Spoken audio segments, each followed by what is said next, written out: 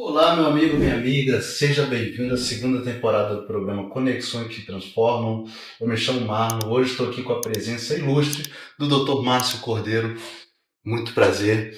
E quero parabenizar aqui de início, não posso esquecer, da Ana Cristina, que fez o primeiro programa, foi um sucesso em audiência, um programa maravilhoso. E, como de praxe, vocês têm que me conhecer e eu também quero conhecer um pouco mais de vocês. Eu me chamo Marlon, trabalho hoje com marketing para diversas empresas no Rio de Janeiro, sou sócio da Nil Empresarial, uma empresa focada em marketing jurídico, e meu Instagram é @marlon_kauá. E vamos estar aqui nesses próximos meses conversando um pouco mais, trazendo presenças e trazendo conexões que transformam para poder mudar a sua forma de ver o mundo e também aprender com esses convidados maravilhosos que nós vamos ter aqui. Então, vamos lá, vou pedir uma música agora para a gente dar início após o intervalo.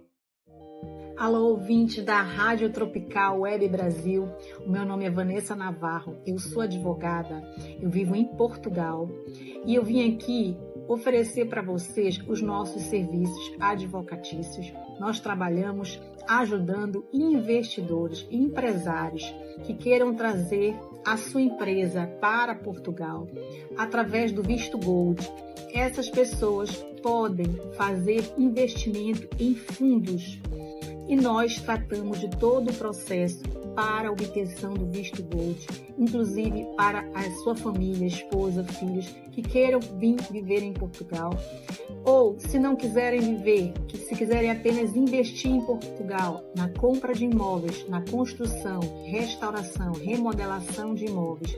O nosso escritório conta com parceria de empresas de engenharia, consultores imobiliários e toda a equipe necessária, inclusive pessoas intermediárias de crédito em bancos, pessoas que podem conseguir financiamento para vocês. Então nós tratamos de todo o processo. Contem conosco, inclusive para obter a nacionalidade portuguesa, tá? E sigam o nosso perfil no Instagram, LinkedIn e Facebook, VM Advocacia PT. Obrigada.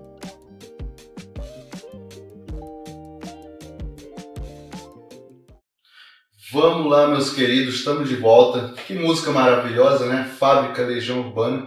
Tem tudo a ver com o que a gente vai conversar hoje aqui, né? Tudo a ver. E mais uma vez, vou apresentar aqui o Dr. Márcio Cordeiro. Doutor, que prazer ter você aqui, pra gente bater esse papo. E antes dele começar a falar, eu vou falar um pouquinho dele aqui para vocês. Eu vou ter que ler, que é uma lista muito extensa o currículo dele aqui. Então a gente está aqui com o Dr. Márcio Lopes Cordeiro, advogado trabalhista, especialista em direito sindical e direito coletivo do trabalho também, sócio do escritório AJS Cortez e Advogados, né? E associado, e hoje preside a Comissão de Direito Sindical da OAB do Rio de Janeiro. Isso. Maravilhoso. E também a Comissão de Direito Coletivo do Trabalho e do Direito Sindical do Instituto dos Advogados Brasileiros. E tem uma trajetória maravilhosa com momentos importantes que a gente já tem aqui de debate sobre as relações de trabalho, sindicatos, direito do trabalho e uma das principais referências também na área trabalhista hoje no estado do Rio de Janeiro. Doutor Márcio, é um prazer ter você aqui. E para a gente iniciar um pouquinho, para conhecer um pouco mais do Dr. Márcio, fala para a gente quem que é o Dr. Márcio fora da advocacia, para a gente conhecer um pouquinho mais de você. Márcio fora da advocacia. O Márcio fora da advocacia teve uma alteração muito grande que não deixa de ter com a minha trajetória de vida. No meio da faculdade, eu mergulhei no direito do trabalho por ideologia e também por gostar do que eu estava fazendo, né? Como estagiário, depois como advogado. Entrei dentro da vida sindical como advogado de sindicatos, participando de negociações coletivas, construindo convenções coletivas, que são regras complementares ao que a gente tem na legislação, e muitas histórias contadas pelos trabalhadores serviram muito para a construção, para forjar o que é o Márcio hoje, né? Então, como a minha vida sempre foi de atendimento a trabalhador, Muitas histórias me ajudaram muito na questão de uma visão social de mundo, né? E de um tempo para cá, eu acabei entrando também numa outra, num outro segmento da sociedade. Eu tenho uma filha hoje com 9 anos que tem síndrome de Down. E ela me trouxe uma realidade de mundo diferente. Eu comecei a vivenciar o mundo das crianças com deficiência também. E trouxe isso para o meu mundo de trabalho. Tá? Quando pequena, levava ela na BBR. É um mundo completamente diferente do que a gente conhece, né? Por algum tempo, até a pandemia, ela fazia várias terapias dentro da BBR, né? Com a pandemia, muita coisa parou. E mergulhei nesse mundo da pessoa com deficiência. Pela Comissão de Direito Sindical da OAB, eu promovi um evento trazendo pessoas com deficiência que são invisíveis em local de trabalho, embora existam cotas, né? São pessoas que não aparecem. Não tem visibilidade, né? Exato, são invisíveis no mundo do trabalho, a gente deu voz a essas pessoas. Desculpa, qual o nome desse evento que você fez?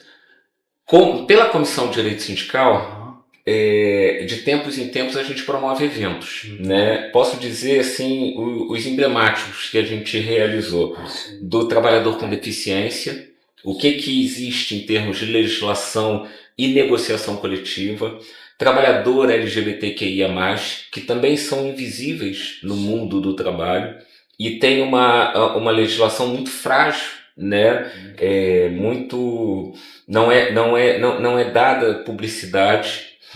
Posso dizer, inclusive, pelo Sindicato dos Professores, que a gente conseguiu, numa convenção coletiva, a inclusão do nome social como um regramento de trabalho, a utilização do nome social. Sim. O Sindicato dos Bancários já tem muito mais regras construídas para esse público. Um outro evento também muito importante, direito da mulher, né? Até porque existe, é visível a separação, Sim, né? sim, Dentro do ambiente de trabalho, a dificuldade de ascensão funcional da mulher. Então,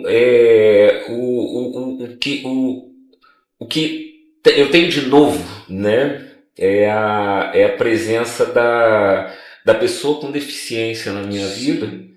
Inclusive ela passou por uma situação muito desagradável numa academia em que não foi possível fazer a matrícula dela para a aula de natação. Isso foi em 2024. 2024. E hoje, na sua visão, doutor, todas as leis que envolvem pessoas, como você citou, o LGBT, a mulher, a pessoas com deficiência, você vê como leis que ainda estão muito embrionárias, que ainda precisa serem trabalhadas, é algo que a gente tem muito pouco, que podem ser melhoradas, você enxerga dessa forma, ou a gente já está num bom caminho? Como que você enxerga isso? São muito frágeis ainda. Muito frágeis. Porque o trabalhador com deficiência, o trabalhador LGBTQIA+, ele já traz uma carga de preconceito da vida, da sociedade, né? Então, a legislação é frágil. A legislação trabalhista não protege o trabalhador com deficiência como deveria proteger. Temos leis muito frágeis, são muito frágeis. Se o trabalhador no dia a dia não tem a sua segurança, é vítima de forma constante de assédio moral, de violência verbal dentro do ambiente de trabalho, você imagina trabalhadores que são marginalizados, infelizmente marginalizados. Eles não têm essa proteção, né? Eu lembro um dos discursos de uma trabalhadora com deficiência no evento. Ela falou o seguinte: eu fui contratada não pela cota, foi pela minha capacidade. E hoje eu ocupo um cargo dentro da empresa, as pessoas reconhecem a minha capacidade para desenvolver o trabalho. E ela falava isso, sabe, dava uma dor, porque, gente, olha a dificuldade que essa pessoa tem para entrar no mundo do trabalho. Sim, a visibilidade. Ela tinha uma deficiência física, mas era super competente dentro do trabalho. Só que, gente, eu sou competente, eu tenho condição de fazer as coisas, as tarefas, né? Mas ela já carregava um peso dentro dela muito grande. Sim, a própria sociedade. Da própria ela- sociedade. Da A própria sociedade, ela meio que exclui essas pessoas.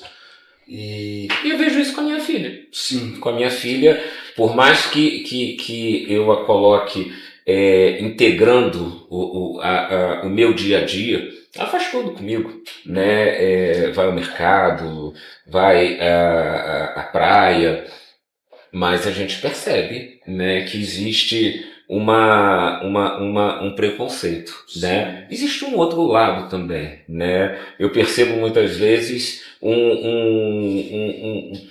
um sorriso de alguns pais de criança com deficiência legal.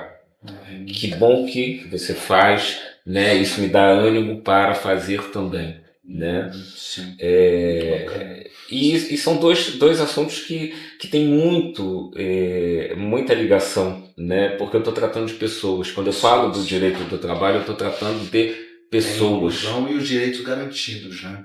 Garantidos. E até me surgiu uma dúvida, doutor, que é o seguinte: hoje a gente tem essa sociedade que ela tem um preconceito, ela tem, de certa forma, às vezes ela exclui essas pessoas. E hoje o seu trabalho, quando a gente fala de legislação, direito, você vê assim uma esperança de conseguir mudar, de certa forma, o comportamento da sociedade também, através de leis e direitos sendo impostos hoje na questão de lei, enfim, no geral. Você vê que isso também consegue impactar na sociedade como um todo, na questão de ver, na questão de pensar. Não, sem dúvida. Mas é uma batalha uma muito batalha. longa, né?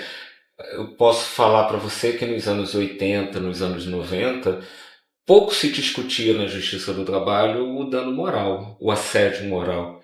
A violência no ambiente de trabalho era física apenas. Quando acontecia, ela era física. Não se discutia a violência moral.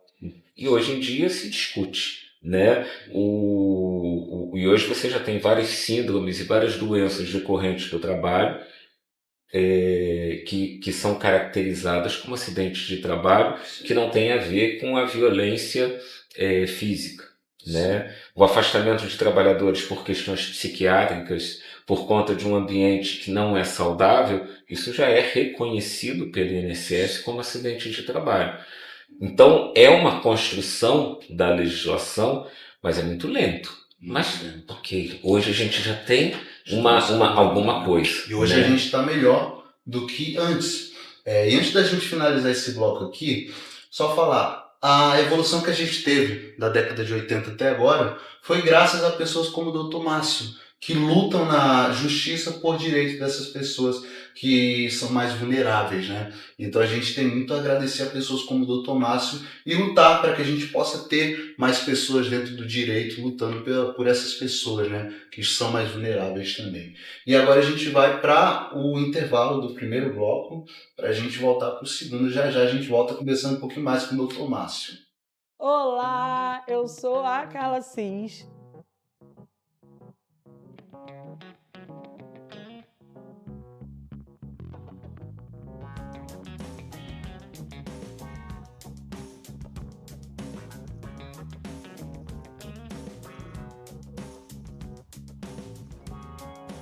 A responsável empreendedora por esse espaço, que aparentemente está começando agora, mas eu já comecei essa profissão há algum tempo atrás, alguns anos atrás, na verdade, quando eu desisti da minha profissão de enfermagem, de gestora ambiental, e comecei a empreender na estética, fazendo atendimento em domicílios, e comecei com um espaço depois pequenininho, quando entrou a pandemia, logo depois um pouquinho maior, e hoje eu estou nesse espaço oferecendo vários outros serviços.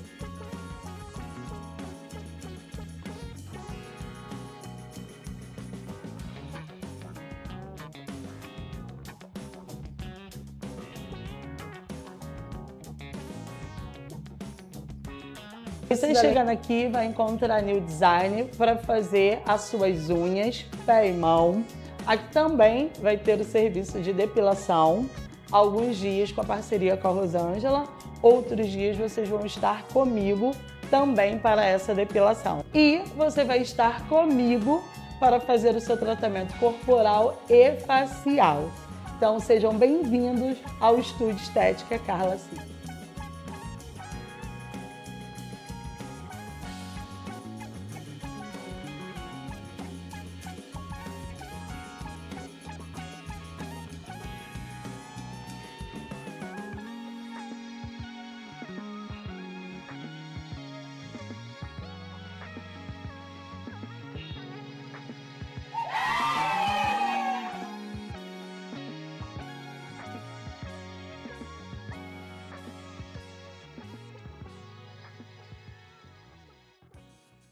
De pagar caro na contabilidade. Economize até R$ 372 por mês. No último bloco, falando um pouquinho sobre a história do Dr. Márcio. Ele contou um pouquinho sobre a história de paternidade dele, sobre a filha, sobre direitos para pessoas com deficiência, síndrome de Down. E, doutor, a gente pôde ver aqui que há uma sensibilidade muito grande no quesito de relação pai e filho. Como você citou, você tem uma filha com síndrome de Down, e eu gostaria de saber um pouco mais hoje, como você está nesse mundo do direito, legislação, o que nós temos hoje de direito para pais e mães de crianças deficientes com síndrome de Down e outras coisas também. A minha filha me inseriu nesse mundo, né? Porque eu posso dizer que antes disso era um mundo à parte. Né? Não que eu não me sensibilizasse com uma situação, mas eu não vivenciava. Né? E desde pequeno, levando para a BBR, conheci ali um mundo que entrar na BBR é um outro mundo. Você encontra inúmeras pessoas com deficiência. Só para quem aqui não sabe, explica rapidamente o que é a BBR. Tem muita gente que ainda não conhece. A BBR é um centro de reabilitação no Jardim Botânico. Em que lá eles têm um atendimento popular, então tem pessoas que vêm de longe para fazer a fisioterapia. Seria importante entrar no site para verificar. Só para vocês ficarem atentos do que é BBR, que às vezes muita gente não conhece essa sigla. Eu lembro que quando né? eu fui fazer até questão de ônibus, né, gratuidade de ônibus, a assistente social viabiliza, né? Bacana. Então, e a gente encontra um mundo ali que é invisível aos nossos olhos, né? São pessoas amputadas, são crianças com deficiência que não conseguem se locomover. É uma equipe de trabalho assim espetacular. Mas aí veio a pandemia e aí paralisou, né, esse atendimento. E aí eu lembro como nessa época a angústia, porque minha filha estava começando a andar e parou, né? Aí eu lembro, gente, não posso deixar a Júlia sem trabalho, né? Eu travava a minha agenda de atendimento, descia com a Júlia, caminhava 2 quarteirões para a praia e botava a Júlia para andar na praia comigo, né? A terapia da Júlia era na praia, botava ela para andar, brincar na areia, né, se movimentar. Isso eu lembro na época gerou uma angústia muito grande e foi assim, né? Foi assim nesse período de pandemia até o restabelecimento das atividades. E o que o que eu enxergo hoje no mundo do trabalho é que tem muita mãe e muito pai de criança com deficiência que sofre uma pressão enorme, porque tem as suas obrigações de trabalho, mas a criança com deficiência ela necessita de terapia, de fono, de atividade física. Encaixar isso dentro de uma jornada de trabalho de 8 horas, uma jornada mínima de 8 horas, é insano. Quantas mães conversam comigo, né, procurando uma redução de jornada, a lei permite, uma redução de jornada sem redução de salário. Eu tive até um caso interessante de uma mãe que trabalhava a 3 quilômetros do trabalho e foi transferida para 50 quilômetros do trabalho. Ela me ligou muito preocupada, porque isso abalaria completamente a grade de atividade da filha. E aí eu lembro que eu montei a inicial, eu pedi para ela, me dá os horários das atividades. E coloquei na petição inicial, de tal hora até tal hora fisioterapia, de tal hora até tal hora atividade física, de tal hora até tal hora. Né? Peguei o tempo que ela levava, 3 quilômetros de carro, era numa cidade do interior, era uma coisa rápida, 10 minutos, 50 quilômetros de carro, 1h30. Né? E coloquei, inviável, você está atentando contra a criança. Né? Lembro que despachei, quando eu entrei por vídeo para despachar, a própria secretária falou uma situação muito séria, é muito grave, a gente já leu aqui, a decisão vai sair, conversei com o juiz, a decisão vai sair, né, hoje ainda vai sair. E foi deferida a liminar anulando a transferência e deixou a mãe no mesmo local de trabalho. Mas a angústia da mãe persistia porque ela não tem a mesma produtividade das outras pessoas. Uhum. O próprio ambiente de trabalho é hostil a essa mãe, porque como ela tem a agenda com a filha, ela não tem a mesma produtividade dos outros colegas. Isso é uma questão muito séria, muito complicada no mundo do trabalho, porque hoje em dia, dentro de um ambiente de trabalho, a gente não enxerga mais a solidariedade entre os trabalhadores. Você não tem mais a solidariedade. É verdade. E a construção de um sindicato, ela se dá pela solidariedade entre os trabalhadores. Eu não posso, trabalhando com você, ter você como meu inimigo dentro de um ambiente de trabalho. E o que a gente assiste hoje por conta dos programas de meta? Né? Se eu não comparecer porque eu quebrei uma perna, eu estou doente, você vai fazer a minha parte. E você vai ganhar mais. Você vai torcer para eu me acidentar.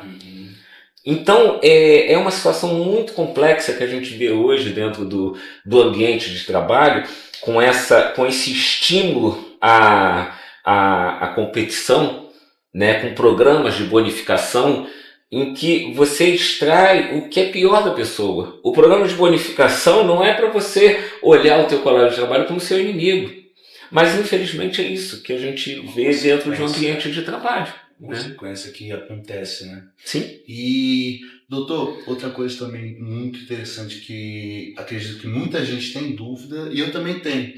Hoje, o pai, a mãe com filho com deficiência, seja síndrome de Down, seja autismo, ela tem direito a auxílios como, por exemplo, BPC Loas? Tem algum auxílio especial? Como que funciona? Ela tem direito, por exemplo, que trabalha físico, ela tem direito ao home office? Como que funciona hoje esse mundo? Quais leis a gente tem hoje nesse quesito?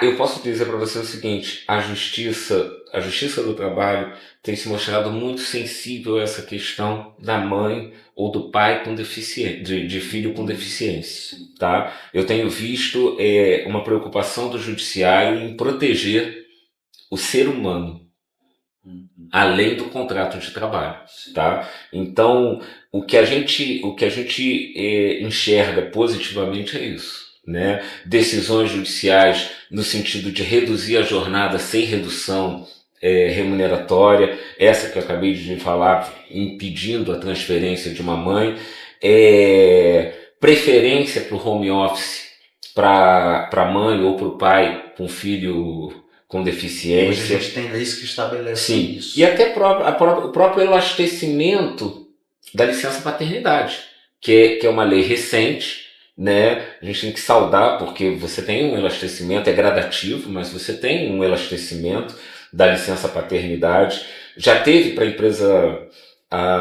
empresa cidadã há aproximadamente 10 anos o elastecimento de 4 para 6 meses para um segmento específico de empresas, e agora a gente tem o elastecimento da licença paternidade. Existem debates interessantes, eu até assisti uma palestra interessante sobre o período mesmo de licença paternidade, se deveria ser apenas esse período, né? Ou se o pai deveria participar mais da criação do filho nesses momentos iniciais, né?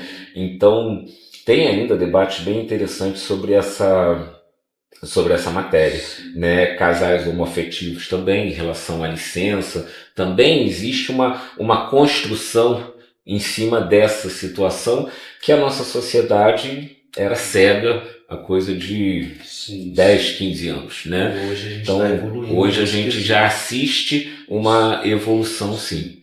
Tem vários benefícios previdenciários que os pais podem tentar acessar, mas aí vai depender especificamente da situação, né? E aí o ideal é conversar com um advogado que trabalhe com essa área previdenciária, mas sim, é fato que tem vários Depende da situação benefícios que financeira podem ser acessados. benefício, Sim, tudo isso, né? sim. Excelente, doutor. E agora mudando um pouco de assunto, doutor, para a gente conversar um pouco do que a gente ia seguir, o que te motivou ir pela área do direito trabalhista? O que te motivou quando, acredito que quando você estava na faculdade, você parou e pensou, poxa, eu quero ir por esse lado. O que te fez ir por esse caminho? Eu comecei a fazer estágio num escritório que era basicamente civilista. Era eram contratos e direito de família. E vou te dizer que me incomodava escutar as histórias de casais que chegavam para a advogada e colocavam que queriam dividir determinados bens materiais, até panelas, a gente ouviu discussão. Eu lembro uma frase que me marcou muito de um pai que virou para a advogada e falou o seguinte: para visitar o meu filho de 15 em 15 ou 20 em 20, não bota período menor não. Eu falei, gente, como que pode um pai, né, falar uma coisa dessas, né? Eu não tenho estômago para isso não. E na época apareceu uma empresa que tinha muitas ações trabalhistas, e a gente começou a cuidar. E eu fiquei responsável pelo acompanhamento desses processos. E essa empresa, ela faliu. Depois de alguns meses, ela faliu. E o escritório ficou responsável pela homologação da rescisão, entregar as guias do fundo de garantia, pagar as verbas rescisórias. Isso foi feito no escritório. O dono da empresa levou a estrutura lá, porque a empresa não tinha mais pessoas para realizar. E eu comecei a atender aqueles trabalhadores, né? E comecei a ouvir a angústia daqueles trabalhadores e os problemas que eles passaram dentro da empresa, né? Eu falei, gente, a minha área é essa, trabalhista, né? Mas não é do lado da empresa, é do lado do trabalhador. E aí segui para o escritório, comecei como estagiário no escritório que eu sou sócio hoje, e a gente só faz a área trabalhista voltada ao trabalhador, né? Com ênfase na atuação sindical, que prega exatamente a solidariedade dos trabalhadores no ambiente de trabalho, né? E no mundo que a gente vive hoje, em que você tem uma pulverização de contratos, porque você vai para dentro de uma empresa, você tem um seletista, você tem um PJ, você tem uma pessoa sem carteira assinada e você tem um terceirizado. Cada um tem uma pauta individual e são pautas que não se comunicam. O seletista vai querer, por exemplo, o reajuste dele anual. O PJ, ele não está preocupado com o reajuste anual, ele já tem um contrato. Ele não tem tempo para descansar, porque ele não tem férias. Sim. Aquele que não tem carteira assinada, ele dá assim, graças a Deus que eu estou aqui dentro. Ele não tem fundo de garantia, ele pode ter uma ajuda para transporte, você não congrega pauta. Então é cada um por si dentro do ambiente de trabalho, né? E isso não ajuda a classe trabalhadora como um todo, né? Não ajuda. Exatamente. Porque você só constrói alguma coisa dentro de um ambiente de trabalho quando você tem a solidariedade e uma unidade de pauta. Se você está preocupado com uma coisa, eu estou preocupado com outra coisa... Um ser individual. Não, como é que a gente vai avançar no pleito? Sim. Sabendo que você não negocia sozinho com o teu patrão e eu também não negocio sozinho com o patrão. Ou é essa situação, ou você está fora e tem inúmeros do lado de fora que vão querer esse trabalho. A gente sabe que essa é a dura realidade.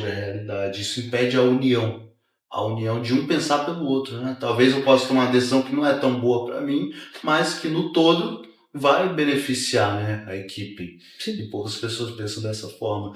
E durante nossa conversa, você citou sobre a pejotização.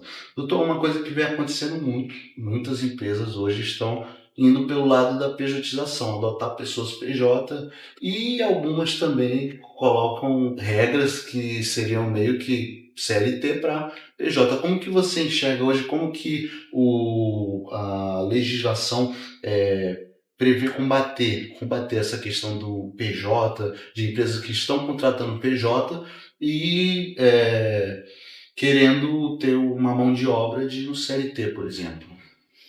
Esse movimento, ele ganhou muita força após a reforma trabalhista de 2017. Essa matéria sempre foi discutida na Justiça do Trabalho. Esse tipo de situação sempre existiu, né? Não ganhava o nome de PJ, mas te contratar de uma outra forma sempre existiu. Levava-se essa questão à Justiça do Trabalho, o juiz analisava. Tem subordinação? Tem.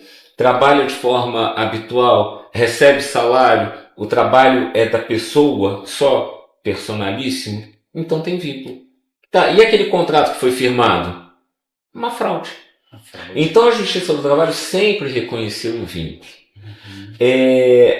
Antes da reforma trabalhista já existia o debate sobre uma necessidade de flexibilização dos contratos, né? E ganhou força a pejotização. A pejotização nada mais é do que uma modalidade diferente de contrato. Isso na prática, né? Só que qual é o diferencial? O PJ tem um CNPJ. Ele não tem um CPF. Ele é trabalhador ou ele é um CNPJ? Eu já ouvi isso dentro da própria Comissão de Direito Sindical.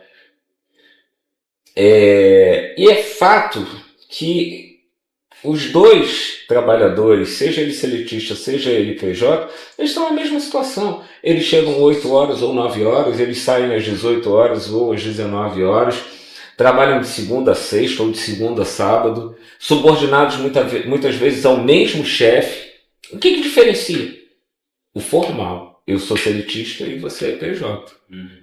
Então, hoje essa questão está pautada no Supremo há mais de um ano, que não tem julgamento, né? Tem uma avalanche de processos na Justiça do Trabalho represados por conta dessa indefinição do Supremo, que mexe, inclusive, na competência, porque algumas decisões dizem que não é uma relação de trabalho, então isso tem que ser discutido pela Justiça Comum. Só que a gente sabe que, no fundo, o que está por trás disso tudo é uma relação de trabalho, sim, mascarada por um contrato de pejotização, que sempre foi resolvida da forma mais simples possível pela Justiça do Trabalho. Tem vínculo? Assina a carteira. Não tem vínculo? Então vale esse papel que foi feito, esse contrato foi feito. E a ação era improcedente. Sim. Então criou-se um monstro em cima desse cenário, né? As empresas não pagam fundo de garantia, não pagam 13º, não pagam férias. É muito mais barato contratar o PJ. Sim. E se aproveitam. E a indefinição da justiça, há mais de um ano sem definir isso. A gente não tem nada definido para a empresa que contrata PJ e coloca uma carga horária. Não tem, porque aguarda o posicionamento do Supremo sobre essa matéria. Sem previsão também. Sem previsão. Então, é uma situação muito grave que a gente enfrenta, né? Porque tem muito trabalhador nesse cenário. Sim. E o que parece, vamos naturalizar essa situação, naturalizada essa situação, isso é a pior coisa que existe para o trabalhador, porque ele naturaliza. Aquilo que era errado, passado o tempo, ele é natural. E vira o quê? Certo. Então ele não contesta se essa relação de trabalho está certa ou está errada. Ela existe e eu estou nesse contrato. E muitos estão nesse contrato, logo o errado virou certo. Sim, né? O errado virou certo. E isso acontece muito e vamos torcer para que venham tomar uma decisão sobre isso, né? E hoje, eu até separei algumas coisas aqui, doutor.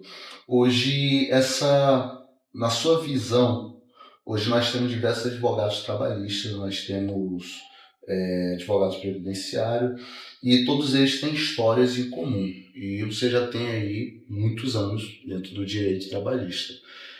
Eu queria perguntar, dentro desse período, tem algum caso que você tenha pego assim para contar para a gente uma história, num caso surpreendente ou que poucas pessoas acreditariam que ocorreu entre uma empresa e o funcionário, o colaborador? Eu acredito que sim. Um caso engraçado e cômico para o pessoal talvez rir um pouco, se impressionar, né? Caso engraçado e cômico não. Eu acho que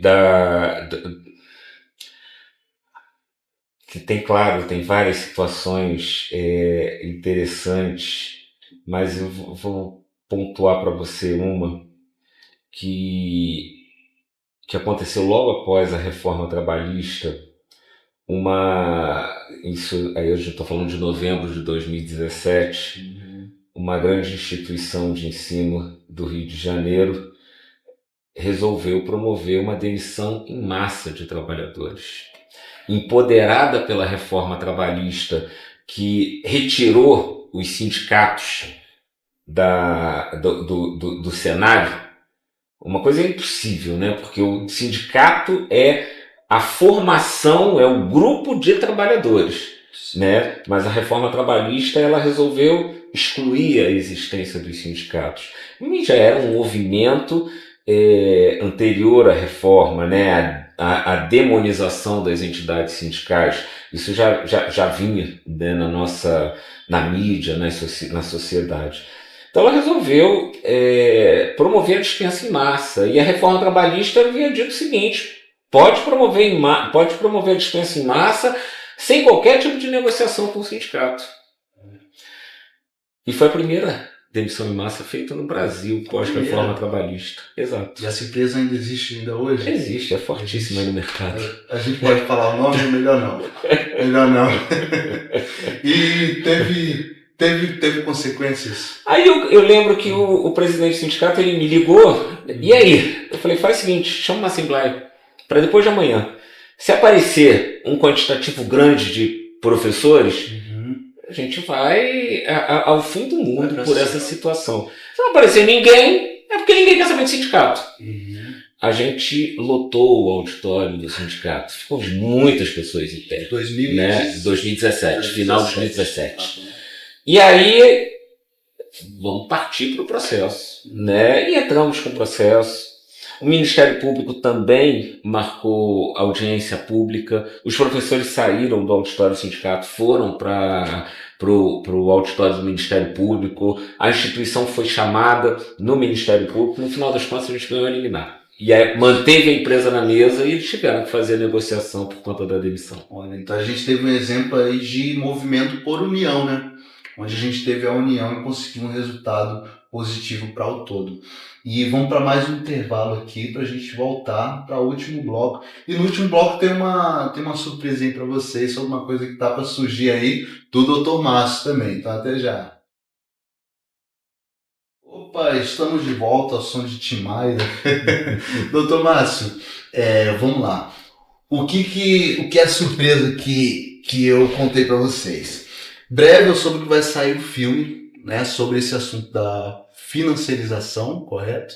E eu gostaria que você falasse um pouquinho mais pra gente sobre esse filme, sobre o assunto que ele vai abordar e sobre o objetivo, e já desse também as considerações finais pra gente, infelizmente já tá finalizando o nosso bate-papo aqui. Fala um pouquinho pra gente, doutor, sobre esse filme, sobre esse assunto e o objetivo dele também. Então, antes de falar do filme, cinema também sempre foi a minha grande paixão, né?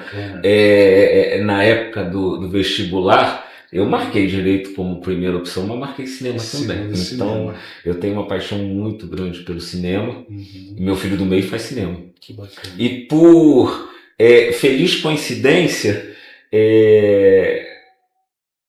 me chamaram para participar desse documentário sobre a financiarização do ensino, porque o ensino, muitas instituições de ensino mudaram os seus modelos, né? São sociedades anônimas, né? Visam o lucro, né?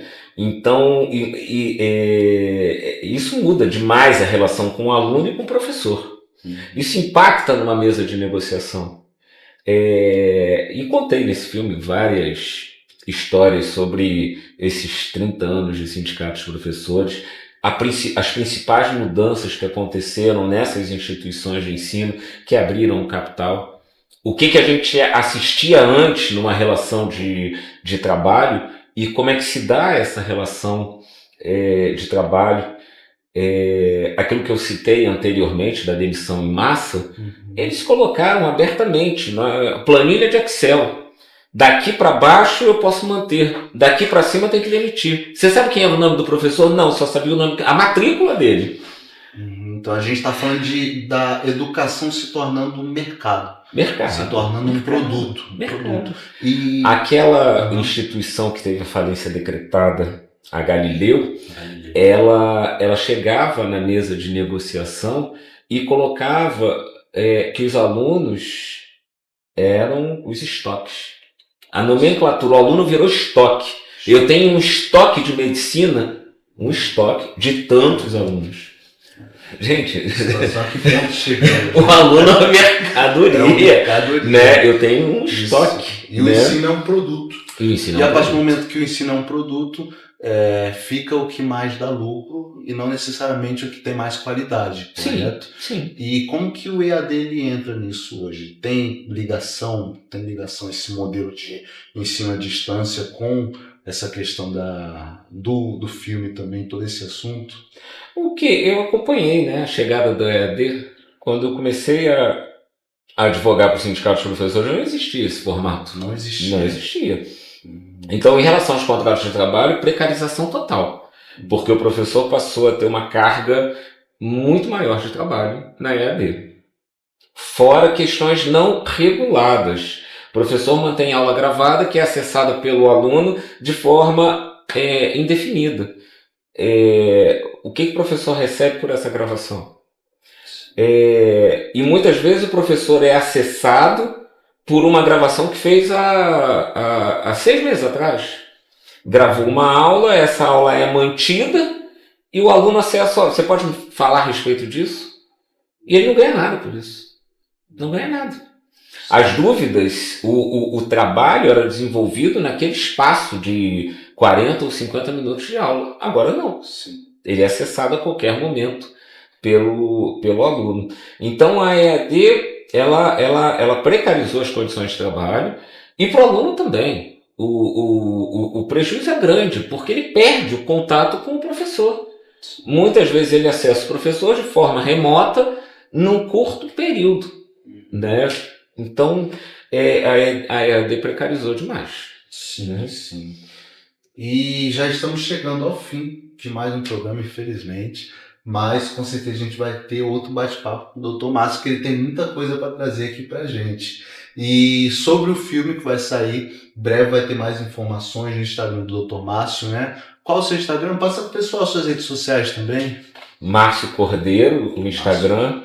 E meu e-mail é marcio@js.adv.br. Eu fiz 2 filmes, eu participei desse filme daí, e meu filho que está fazendo cinema me chamou para fazer uma pequena participação num filme sobre o mundo do trabalho, que vai ser exibido também lá no Sindicato de Professores. Já tem data? Não tem data. Não tem data? Então no Instagram do Dr. Márcio também você vai poder ver para acessar. Doutor, prazer conversar com você hoje aqui. Eu agradeço. Tenho certeza que vocês adoraram o bate-papo e com certeza vão ter uma outra oportunidade para conversar um pouquinho mais. Muito obrigado para quem veio até aqui, muito prazer. E na terça que vem vocês vão estar aqui com a Ana Cristina e daqui a 2 terças vão estar aqui comigo novamente. Espero que vocês gostem de estar vendo minha cara aqui na câmera, né? Valeu, um abraço a todos. Valeu.